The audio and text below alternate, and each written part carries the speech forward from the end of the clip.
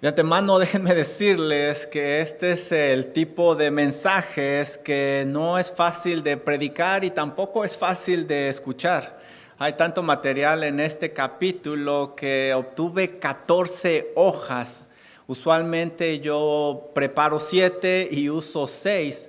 Así es de que el problema aquí es que salió el doble. Tengo que tomar una decisión.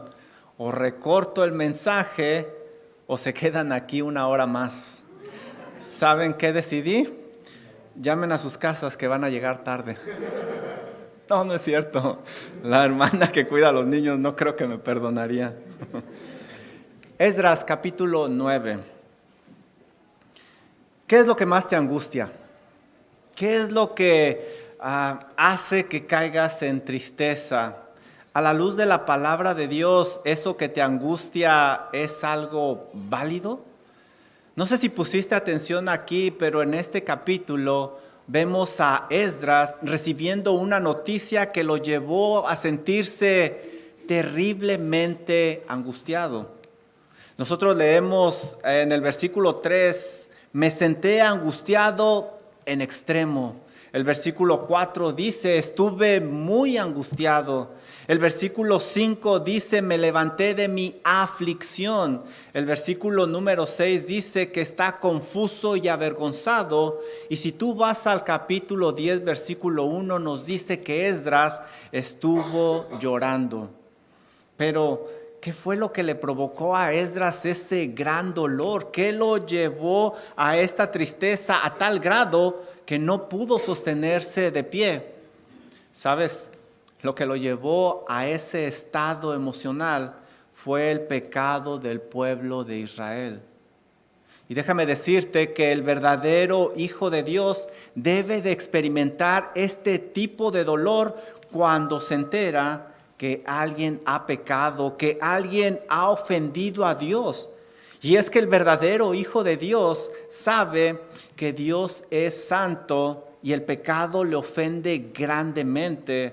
Por lo tanto, no lo tolera y lo castiga fuertemente. Seguramente esto se le vino a la mente a Esdras. Muchos se angustian por cosas en realidad muy vanas, muy efímeras, pero el cristiano, el creyente, se angustiará cuando alguien ha pecado porque ha ofendido a Dios. La angustia de Esdras nos va a ayudar en esta noche para saber qué hacer cuando llegue una noticia de este tipo a nosotros. Y lo primero que vamos a ver es que se debe de escuchar atentamente antes de actuar. Y esto fue lo que hizo Esdras.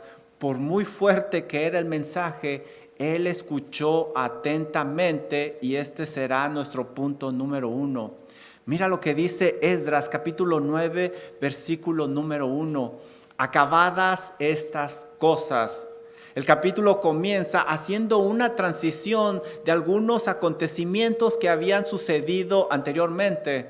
¿Qué había sucedido?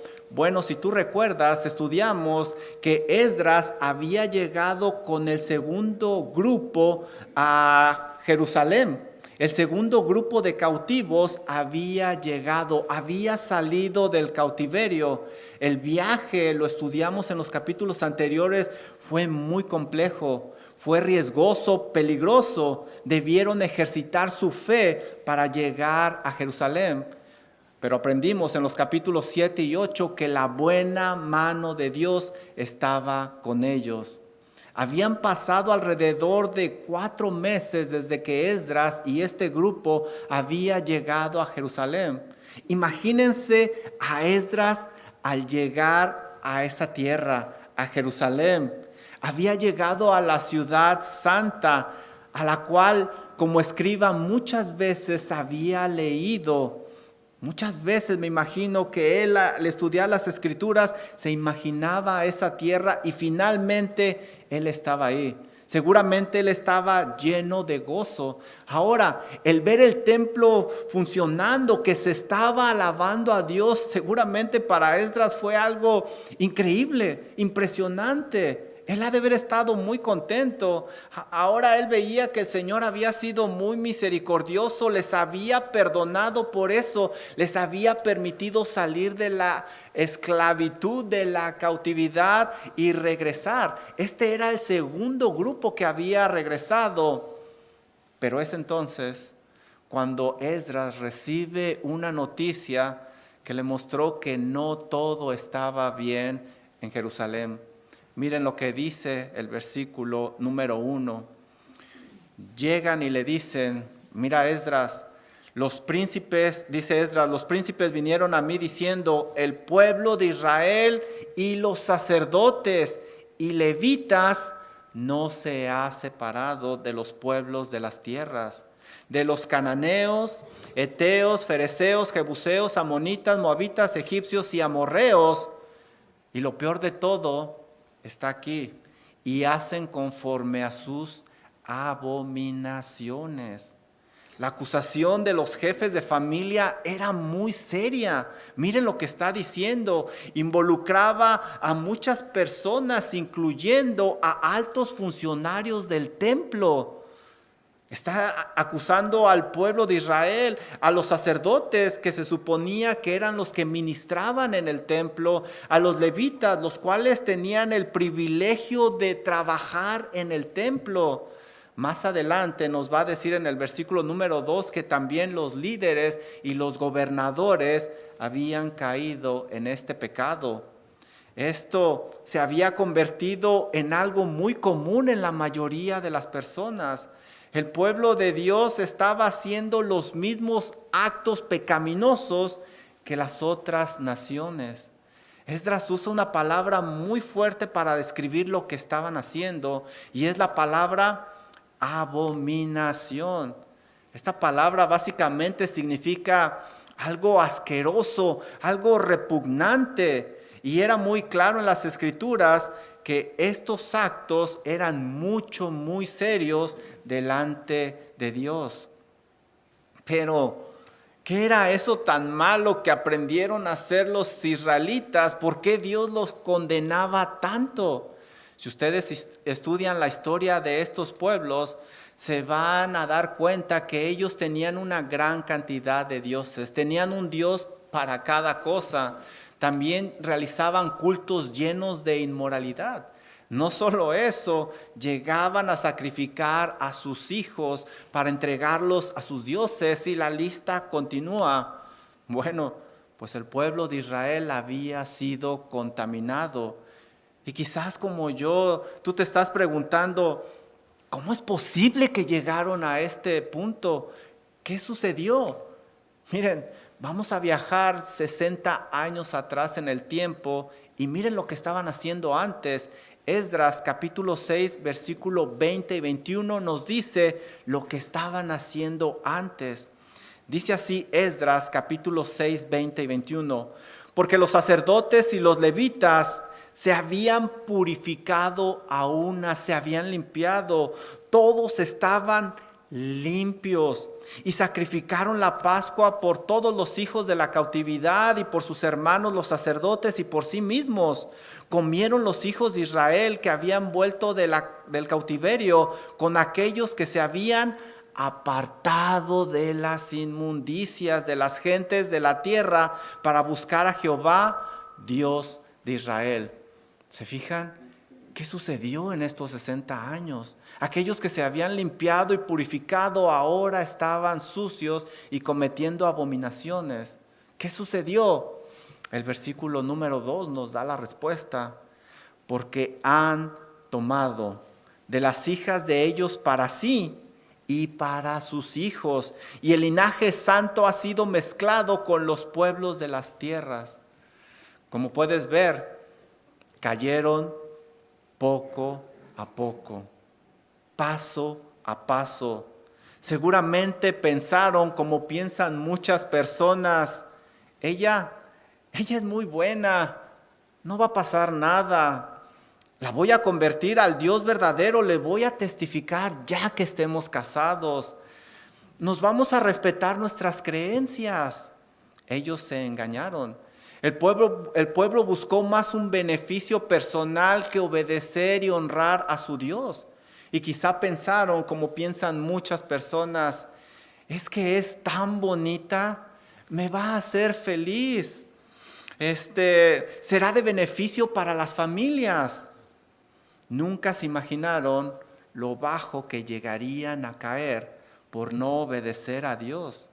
Esdras escuchaba todo esto atentamente mientras su corazón caía en una gran angustia. Miren lo que dice este versículo: porque han tomado de las hijas de ellos para sí y para sus hijos. ¿Qué está implicando esto? Que algunos de ellos ya estaban casados y que dejaron a sus esposas para tomar mujeres que adoraban a otros dioses. Algunos judíos se habían divorciado de sus esposas. Malaquías 2 nos da una idea de lo que estaba sucediendo. Dice Malaquías 2:11 lo siguiente: prevaricó Judá, y en Israel y en Jerusalén se ha cometido abominación, porque Judá ha profanado el santuario de Jehová que él amó y se casó con la hija del Dios extraño. Malaquías 2:14 dice: mas diréis, ¿por qué? Porque Jehová ha atestiguado entre ti y la mujer de tu juventud, contra la cual has sido desleal, siendo ella tu compañera y la mujer de tu pacto. Eso era lo que estaba sucediendo. Esto estaba totalmente en contra de la palabra de Dios. Ellos lo sabían, y mientras le contaban esto a Esdras, su corazón se ponía cada vez más triste y angustiado. ¿Te fijaste? El linaje santo se había mezclado. El pueblo de Dios era santo, es decir, consagrado, apartado para Dios, pero se había mezclado. Ellos ya no eran puros. Ahora, ellos no eran un linaje santo por tener algo diferente o mejor. Simplemente era un linaje santo porque Dios soberanamente los había escogido. No eran mejor que los demás, pero debían de cuidar no contaminarse como Dios se los había pedido. Y lo mismo sucede con los cristianos hoy en día. Dice Primera de Pedro 1:15 y 16. Como aquel que os llamó es santo, es decir, Dios, sed también vosotros santos, es decir, apartados, limpios, en toda vuestra manera de vivir. Porque escrito está: sed santos, porque yo soy santo. El estándar es nuestro Dios. Para el pueblo de Dios, esto no es una opción, es una obligación, es un deber. Y si te pones a pensar, también es un privilegio porque es para su bien. El Hijo de Dios es de un linaje santo, no por haber algo especial en él, sino porque Dios soberanamente lo ha elegido. Por lo tanto, debe de mantenerse puro, limpio, consagrado para su Dios. Ahora, este pasaje nos enseña cosas terribles. Miren lo que dice este versículo 2. Y la mano de los príncipes y de los gobernantes ha sido la primera en cometer este pecado. Esto es algo terrible. Los líderes, aquellos que se suponía que debían de ser el estándar y poner el ejemplo, fueron los primeros en hacer tropezar a las personas. Fueron los primeros en poner un mal ejemplo. Qué diferencia como aquel siervo de Dios Pablo que dijo en 1 Corintios 1:11, sed imitadores de mí, así como yo de Cristo. Pero estos líderes fueron una piedra de tropiezo para los demás. Todo esto que Esdras escuchaba fue un golpe muy fuerte y él no pudo seguir de pie. ¿Qué hacer en un momento así? ¿Qué hacer cuando estás muy gozoso, muy contento y de repente te dan una noticia como esta? Cuando el sentimiento te abate, cuando han pecado contra tu Dios, cuando le han ofendido. Esdras nos da un ejemplo porque él no actuó impulsivamente, sino que escuchó atentamente y también meditó profundamente. Y este va a ser nuestro punto número 2. Miren lo que Esdras hace. Cuando oí esto, es decir, Esdras escuchó atentamente, rasgué mis vestidos, arranqué pelo de mi cabeza y de mi barba y me senté angustiado en extremo. Esdras no pudo mantenerse de pie, tuvo que sentarse. Las acciones de Esdras eran muy comunes para aquellos que estaban de luto, para aquellos que habían perdido algún ser amado. Y lo que está diciendo aquí es interesante porque dice, rasgué mis vestidos. Como escriba, ya estudiamos anteriormente, Esdras era una persona muy culta y vestía ropas muy finas, pero a él no le importó. A causa de ese dolor rasgó sus vestidos. No solo eso, dice que él arrancó cabello de su cabeza y de su barba. Los escribas siempre traían consigo un tintero y también una navaja para cortar el papiro donde ellos escribían. Esa navaja Esdras la usó para cortarse el cabello y cortarse la barba. Su aspecto físico no le importó porque habían pecado contra Dios. Ahora dice, me senté angustiado en extremo. La noticia le pesó tanto a este escriba que no pudo mantenerse en pie y de la tristeza cayó postrado y comenzó a pensar. Ahora, la palabra para angustiado es sinónimo de devastado, horrorizado, atónito, consternado.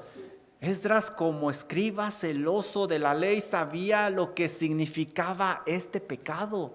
Por eso le dolió tanto. Es desgarrador que en el cristianismo de hoy en día las personas ya no se sienten horrorizadas por el pecado. En verdad, me duele en el corazón que ahora, por el contrario, en muchos lugares hasta se celebra el pecado en lugar de estar angustiados. Dios te dé un corazón sensible para que como Esdras veas el pecado como lo ve Dios y te cause tristeza y te cause dolor. Porque si no es así, vas a terminar engañado por el pecado y el precio a pagar es muy alto. Esdras es un gran ejemplo de cómo el Hijo de Dios debe de tomar con gran seriedad el pecado y no jugar con él. Nuevamente te repito, versículo número 3 dice Esdras, me senté angustiado en extremo. Versículo 4, estuve muy angustiado. Versículo 5, me levanté de mi aflicción. Versículo 6, Dios mío, confuso y avergonzado estoy. Y Esdras 10:1 dice que estuvo llorando. El dolor fue fuerte, intenso, profundo, porque sabía que Dios es santo y no tolera el pecado. Una marca del Hijo de Dios es que toma con seriedad el pecado y le pesa mucho en su corazón. Cuando hay pecado en ti o alrededor, ¿qué es lo que sientes? ¿Qué es lo que pasa por tu mente? ¿Qué hay en tu corazón? Si eres indiferente, déjame decirte que algo no está bien en ti, porque el verdadero Hijo de Dios, el que tiene comunión con su Salvador, va a sentir dolor. Versículo número 4. Mira lo que hizo Esdras. Y se me juntaron todos los que temían las palabras del Dios de Israel a causa de la prevaricación de los del cautiverio. Mas yo estuve muy angustiado hasta la hora del sacrificio de la tarde. Este versículo parece decir que trataron de consolar a Esdras, pero él no quería consuelo. Dice, mas yo estuve angustiado. Gracias a Dios que él no permaneció solo. Aquellos que se habían guardado, que se habían apartado, que entendían la magnitud del problema, estaban con él. Ellos tenían claro lo que dice Hebreos 10:31. Horrenda cosa es caer en manos del Dios vivo. Y era solo cuestión de tiempo para que la disciplina del Dios Santo llegara a ellos. Esdras había escuchado atentamente este reporte de los principales y le causó una gran angustia en su corazón. Por largo tiempo estuvo sentado meditando en esto con ese gran dolor, pero Esdras no permaneció en el suelo, ni actuó arrebatadamente, sino que oró fervientemente a ese Dios que se había ofendido. Y este es nuestro punto número 3. Escucha atentamente, detente a meditar y ora fervientemente. Dice el versículo número 5, y a la hora del sacrificio de la tarde, es decir, a las 3 de la tarde, me levanté de mi aflicción y habiendo rasgado mis vestidos y mi manto, me postré de rodillas y extendí mis manos a Jehová, mi Dios. Externamente Él está mostrando lo que hay internamente. ¿Qué hacer en un momento así? ¿Permanecer derrotado en el suelo, dejando que la tristeza acabe con nosotros? Esdras nos da un gran ejemplo de lo que se debe de hacer cuando llega un momento como este a nuestra vida. Primero, no actuar arrebatadamente. Esdras no se bloqueó, sino que oró. Y esto es característico del Hijo de Dios.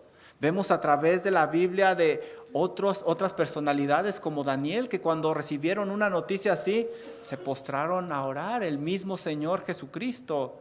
Y esta oración de Esdras es interesante porque no es larga. Al contrario, es corta, pero eso sí es muy profunda. Esta oración está llena de pasajes bíblicos, es decir, tiene un buen fundamento. No solo eso, viene de un corazón contrito y humillado.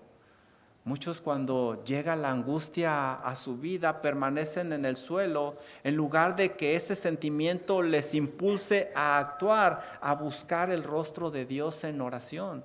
Como Esdras, el cristiano debe de clamar a Dios para tomar acción en la situación. Miren el versículo número 6. Y dije, Dios mío, confuso y avergonzado estoy para levantar, oh Dios, mi rostro a ti. Esdras estaba tan avergonzado por el pecado del pueblo que no sabía ni siquiera cómo dirigirse a Dios. Dios es 3 veces santo y no tolera el pecado, mucho menos uno de esta magnitud. Dice Esdras, porque nuestras iniquidades, ¿qué? ¿Nuestras iniquidades? Esdras no había pecado, mas sin embargo, él se está contando con ellos. Nuestras iniquidades se han multiplicado sobre nuestra cabeza. Esdras se identificó con el pueblo. Y esto es algo interesante y bonito de los líderes. No los abandonó, sino que buscó ayudarles, buscó orar por ellos. Dice Gálatas 6:1, hermanos, si alguno fuere sorprendido en alguna falta, vosotros que sois espirituales, restaurarle con espíritu de mansedumbre, considerándote a ti mismo, no sea que tú también seas tentado. ¿Qué diferencia con los príncipes, gobernadores y sacerdotes que fueron de mala influencia para los demás? Dice Esdras, porque nuestras iniquidades se han multiplicado sobre nuestra cabeza y nuestros delitos han crecido hasta el cielo. Esdras da la razón por la cual no puede levantar su cara. ¿Por qué? Porque la iniquidad y el delito era tan grande que había llegado al cielo.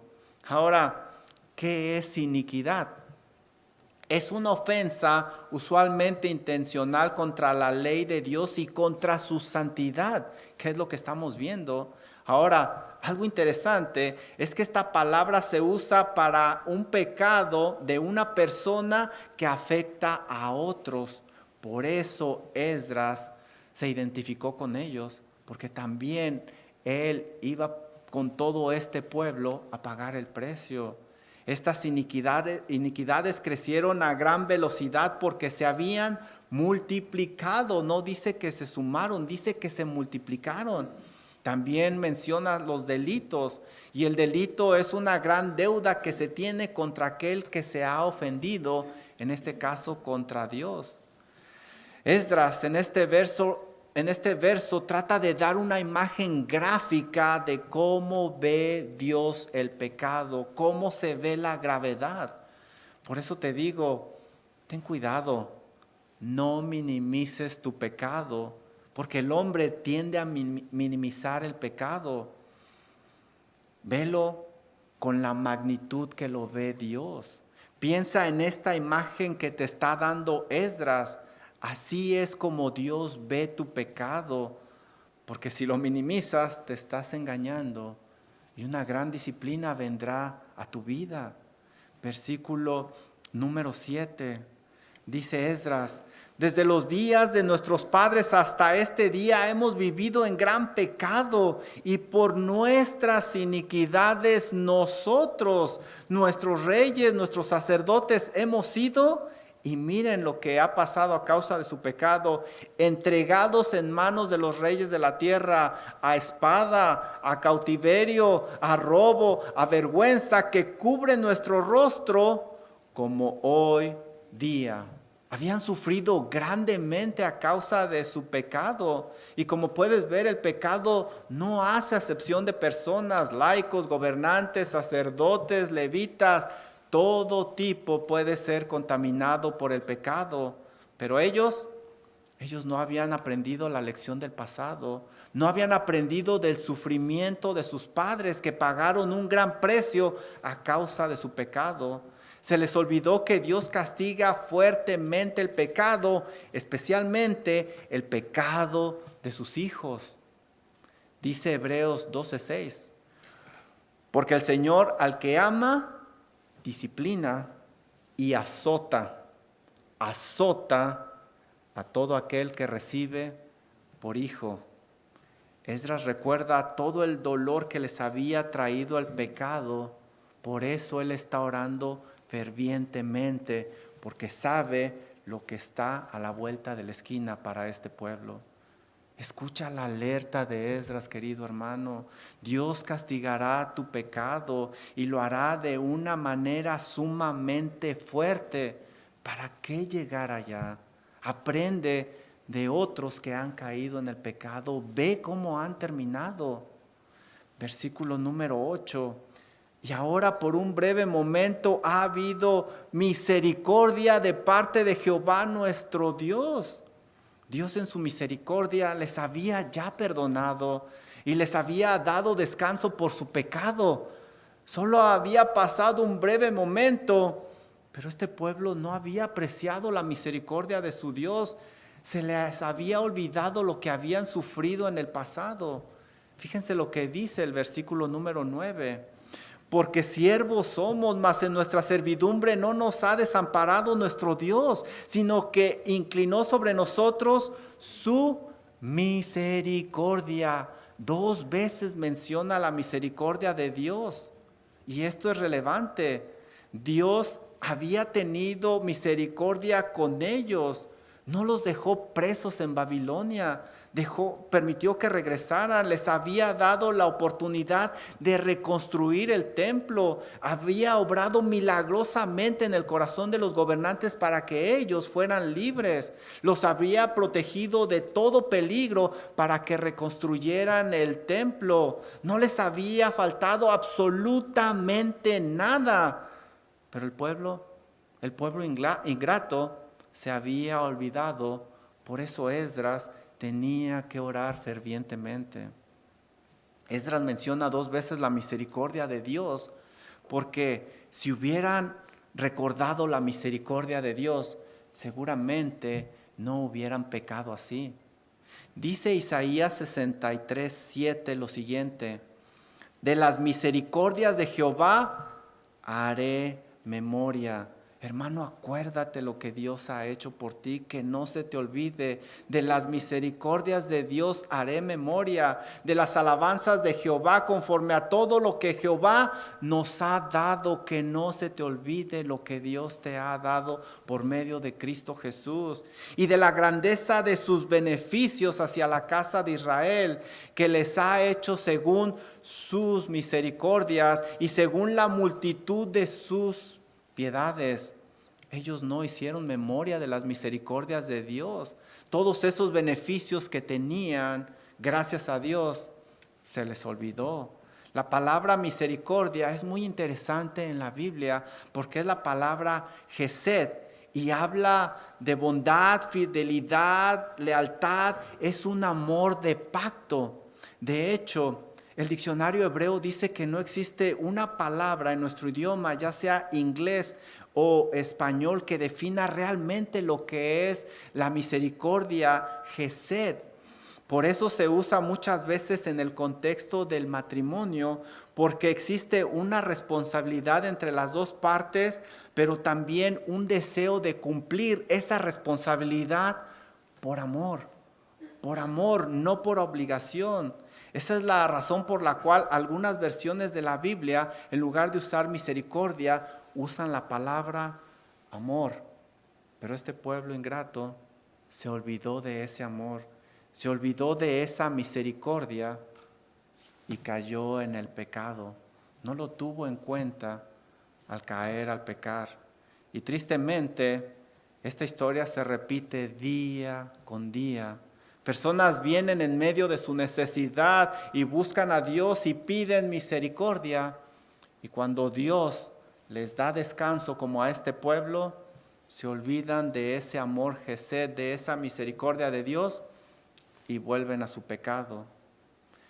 Que no se te olvide, querido hermano, lo que Cristo Jesús ha hecho por ti, lo que Dios te ha dado, todo lo que tienes en Él. Que no se te olvide su misericordia, su amor. Mira lo que dice el versículo 10. Pero ahora, ¿qué diremos, oh Dios nuestro, después de esto? ¿Qué se puede decir? Nada. Te dejas sin palabras algo así, porque nosotros hemos dejado tus mandamientos que prescribiste por medio de tus siervos los profetas, diciendo: la tierra a la cual entráis para poseerla, tierra inmunda o sucia es a causa de la inmundicia de los pueblos de aquellas regiones. Esa tierra está sucia, está contaminada por las abominaciones que han llenado de unos a otro extremo con su inmundicia. En su oración, Esdras hace referencia a una gran cantidad de pasajes bíblicos. Esdras nos muestra la gran importancia de saber las Escrituras al orar. Esdras sabía sus deberes y responsabilidades para con Dios porque sabía la palabra de Dios, las Escrituras.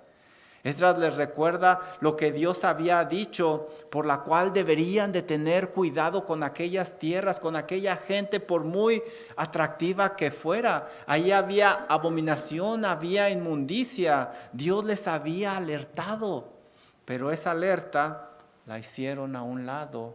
Versículo número 12. Ahora pues, no daréis.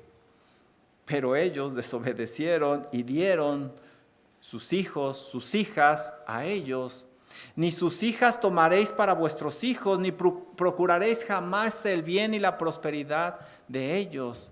Esdras indica cómo la ley de Dios es clara, es enfática, y ellos la desobedecieron, ellos la sabían. Ahora, déjame decirte algo. Lo que estamos leyendo en la Biblia no es racismo. No es que Dios no quería que se juntaran con personas que no fueran judías. No es eso. De hecho, tenemos personajes que se casaron con personas no judías y un ejemplo es Ruth. El problema era que adoraban a otros dioses y la alerta está en Deuteronomio 7:4, que es a lo que está haciendo referencia Esdras.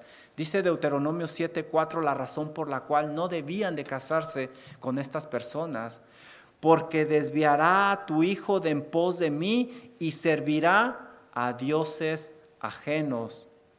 ¿Y qué pasará si ellos sirven a dioses ajenos? Mira lo que dice el verso. Y el furor de Jehová se encenderá sobre vosotros, sobre los padres, sobre los hijos, y te destruirá pronto. Dios se los quería evitar. Dios los estaba alertando. Aunque esas uniones parecieran beneficiosas o atractivas, no deberían de llevarse a cabo. ¿Recuerda Salomón? también desobedeció esta ley y terminó muy mal. No te engañes. Ten cuidado. Cuidado con esas relaciones que te van a alejar de Dios y van a acarrear su furia.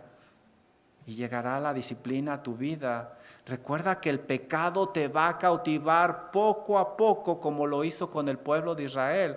Primero lo toleraron, después lo aceptaron. Hey, no está tan mal, pero finalmente lo practicaron.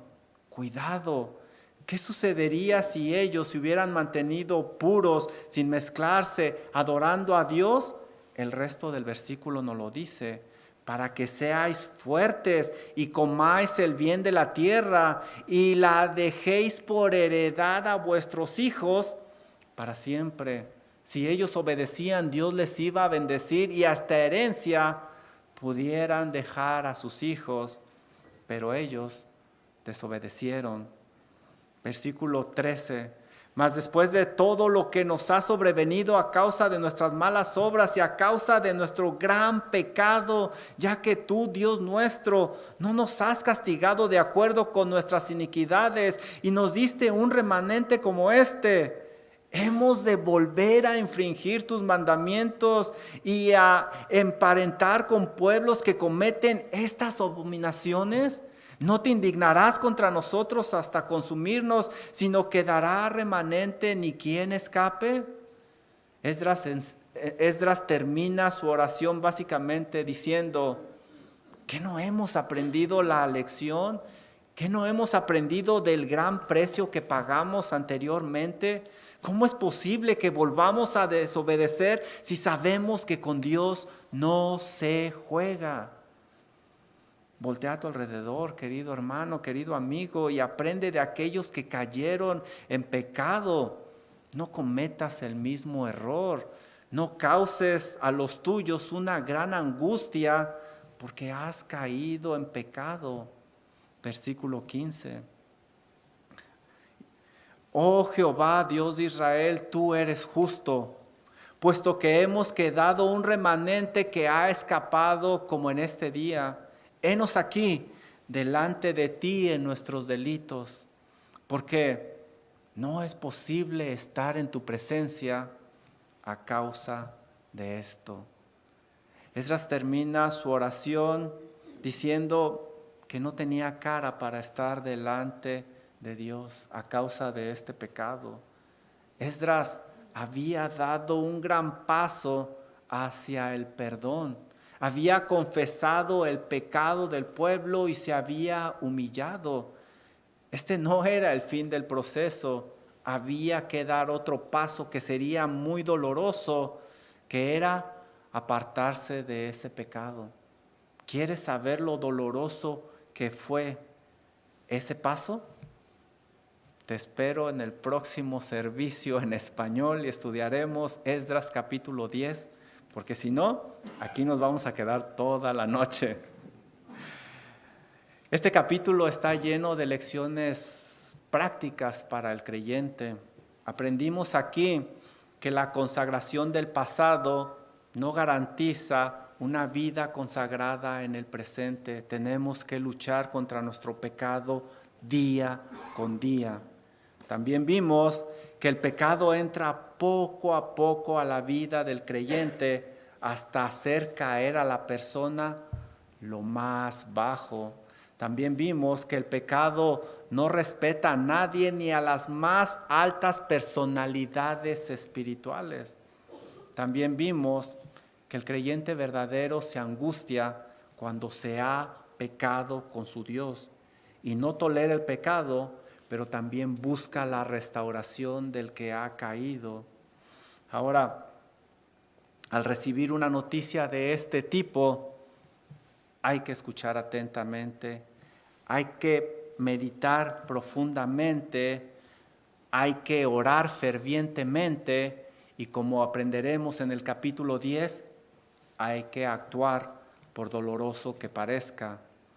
Por último, Dios es 3 veces santo y no tolera el pecado de absolutamente nadie, incluyéndote a ti e incluyéndome a mí. Que Dios nos ayude. Vamos a orar. Señor y Dios y Padre Celestial, qué complicado es este pasaje, porque ciertamente, Señor, todos de alguna forma le hemos ofendido, hemos pecado. Gracias, Padre, porque esta es una gran alerta para su iglesia, esta es una gran alerta para sus hijos. Ayúdenos, Señor, a no pecar contra usted.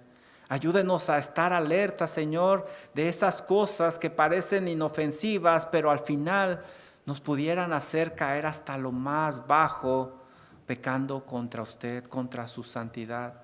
Pido por cada uno de mis hermanos, Señor. Usted sabe cuáles son sus luchas, cuáles son sus batallas.